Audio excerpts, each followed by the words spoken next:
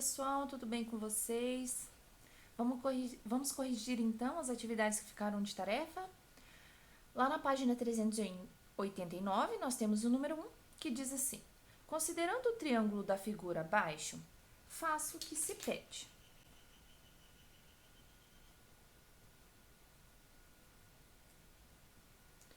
Então, pessoal, escreva o nome desse triângulo. É o primeiro item que nós temos. Então, o nome eu vou colocar na ordem alfabética, tá? B, M, O. Este é o número é o nome que eu escolhi. Pode ser que você escolha outro tipo de nome aí, desde que você escolha uma letra e siga no sentido horário ou no sentido anti-horário, tá bom? Letra B. Nomeie seus vértices. Então, quais são os vértices? Então, nós temos o B, o M e o O, tá? São os 3 vértices. Nomeie os seus lados. Então, observando o triângulo, nós temos os lados BM, coloca o tracinho que representa o segmento de reta. Outro lado que nós temos é MO, coloca o tracinho. E o último lado que nós temos é de O até B. Tá? São 3 lados. Dê o nome dos ângulos internos. Então, os nomes dos ângulos internos. Primeiro, pessoal, eu vou focar no ângulo B, tá? O ângulo B, ele vai para um lado que termina em O e o outro lado que termina no vértice M. Então, este é o primeiro ângulo que eu tenho. O outro ângulo que eu tenho é o meu ângulo M. Eu coloco o chapéuzinho no ângulo que eu estou observando, tá bom? O acento circunflexo. Então, o M, ele termina no vértice B, né? O lado dele, o segmento de reta que representa o lado deste ângulo. E o outro lado termina no vértice O, tá? Por fim, agora eu vou focar no ângulo O, que eu tenho B de um lado e M do outro, tá? Então, assim que nós representamos os ângulos. E a letra E? Com o auxílio de uma régua, classifique quantas medidas de seus lados.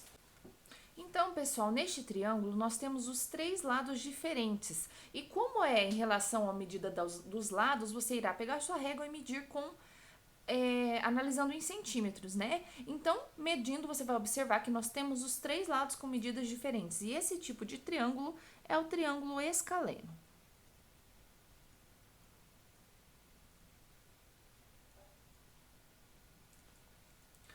Vamos agora para o número 2, que está na página 390. Diz assim: no plano cartesiano, considere os pontos P, 1 e 5 e o ponto Q, 10 e 2. Represente os pontos P e Q na figura abaixo. Então, aqui, pessoal, eu desenhei novamente para vocês o meu plano cartesiano, né? Como eu disse, o ideal é fazer isso em uma malha quadriculada. Vocês têm aí na apostila na malha quadriculada, então vocês conseguem encontrar o exato ponto neste plano cartesiano. Aqui eu estou fazendo um esboço para vocês terem noção da correção, tá bom? Então, o ponto P, nós queremos no número 1 em X e 5 em Y. Sempre lembrando, X e Y, X aqui e o Y está na vertical. Então, o meu X, ele é o 1, tá? E o meu Y, ele tem que subir até o 5, porque ele representa o 5, tá? Então, este é meu ponto P. O meu ponto Q, ele está em 10 na reta X. Então, exatamente aqui. E eu tenho que subir até o 2 em Y. Então, mais ou menos aqui. Aí, no de vocês vai ficar certinho com o plano cartesiano já com a malha quadriculada. Então, aqui estão os 2 pontos. Letra B. Considere o ponto R de coordenadas, um ponto de interrogação e 3, em que o símbolo de ponto de interrogação representa a primeira coordenada de R. Sabendo que os pontos P, Q e R estão alinhados, determine o valor do ponto de interrogação. Na letra B, nós já sabemos que está o R, vou colocar aqui, ó, letra B, de caneta rosa.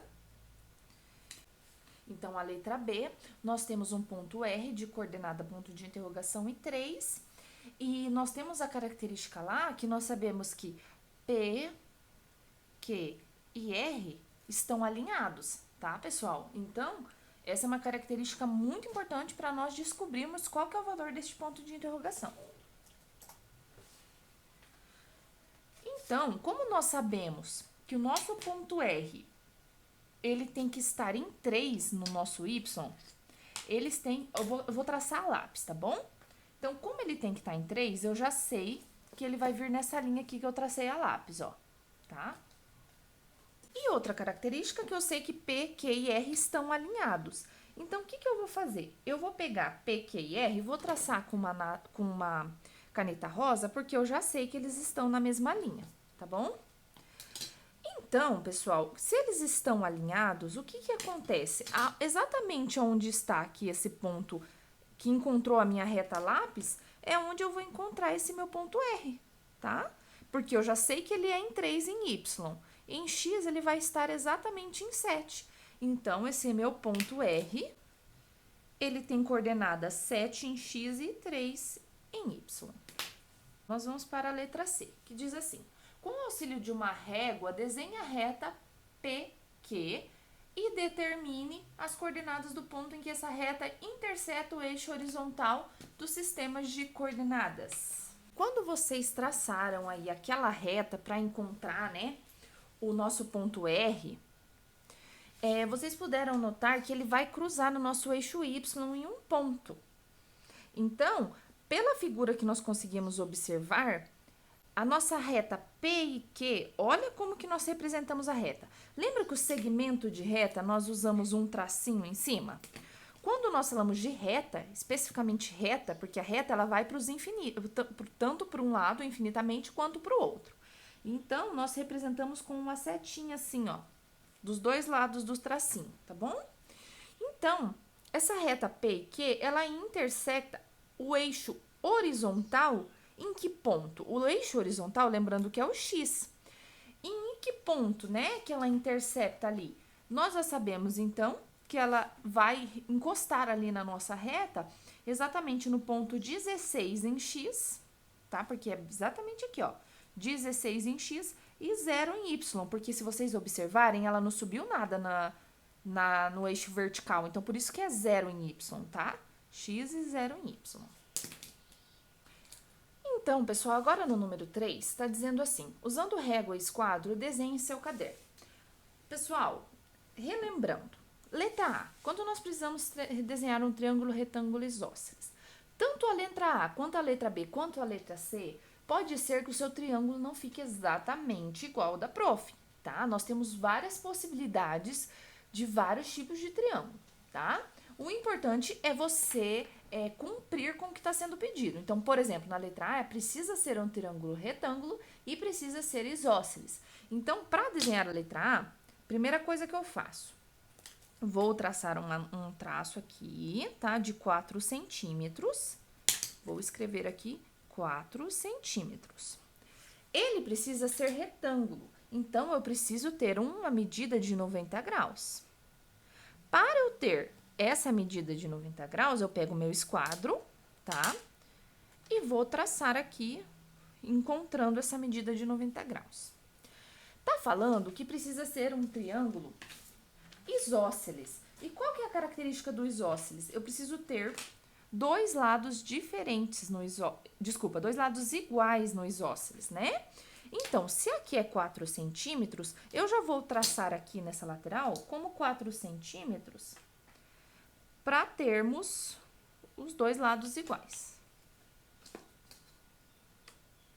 4 centímetros e aqui 4 centímetros.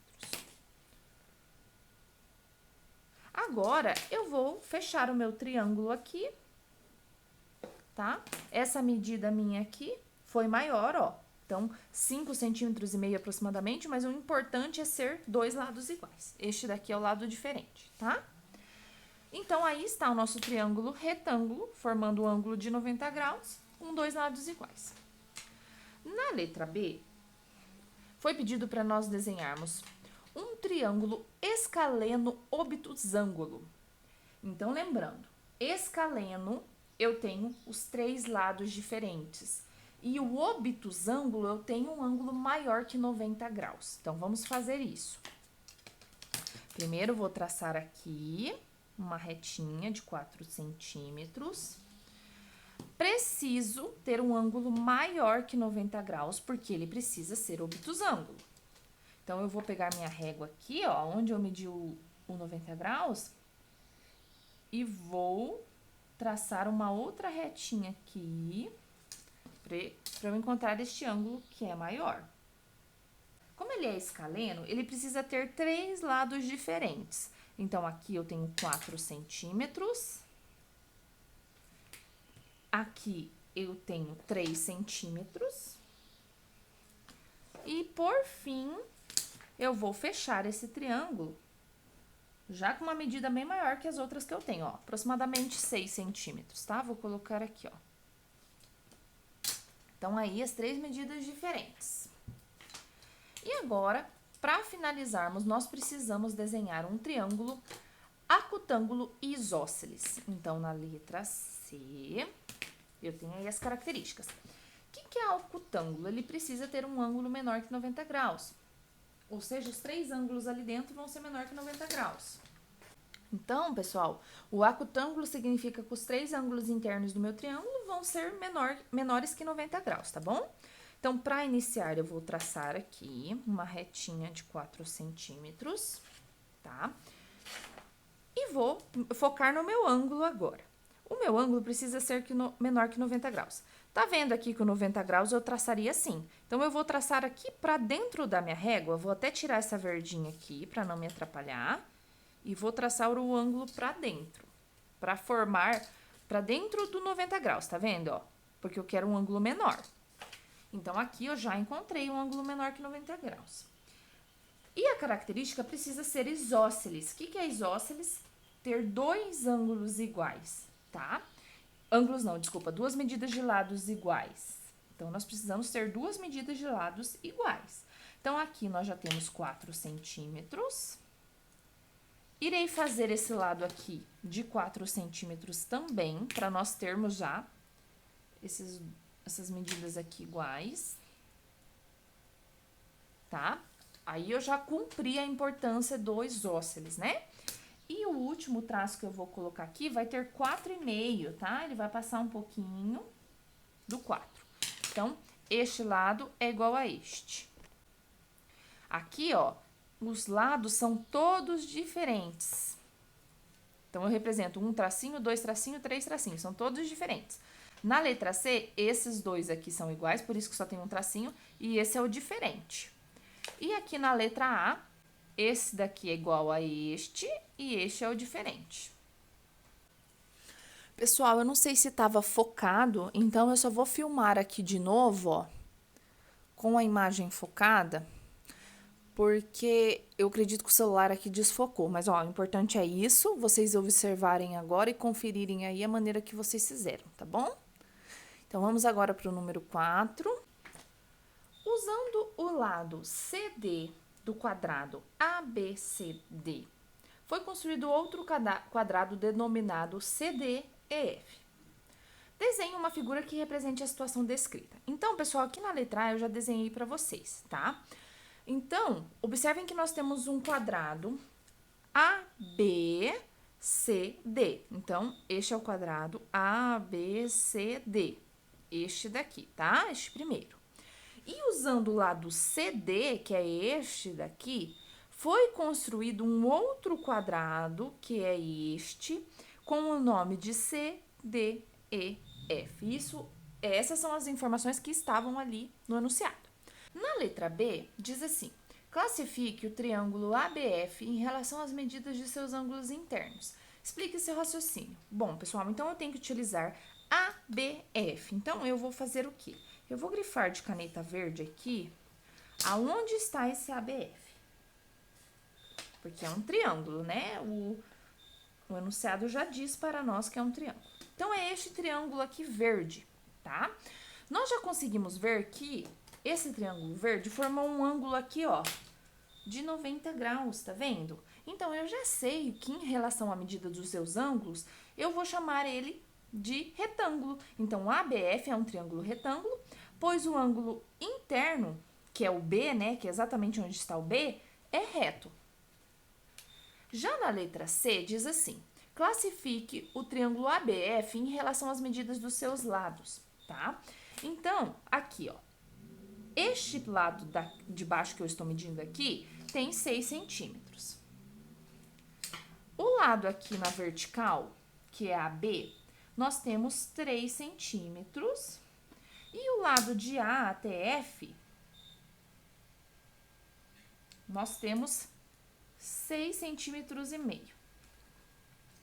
Então, pessoal, vocês percebem que todas as medidas são diferentes desse triângulo? Então, como tudo é diferente, é o nosso chamado triângulo escaleno, tá? Que nós temos 3 lados diferentes. Aqui eu coloquei de uma maneira diferente, né? Ó, AB é diferente de BF, AB é diferente de AF e BF é diferente de AF. Ou seja, os 3 lados aqui são diferentes, então ele é escaleno, não é mesmo? Bom, pessoal, então para esse vídeo era isso. Nós finalizamos então o módulo 21, que era a respeito de triângulos. E semana que vem nós entraremos no módulo que é referente aos quadriláteros. Espero que tenham gostado e até o próximo.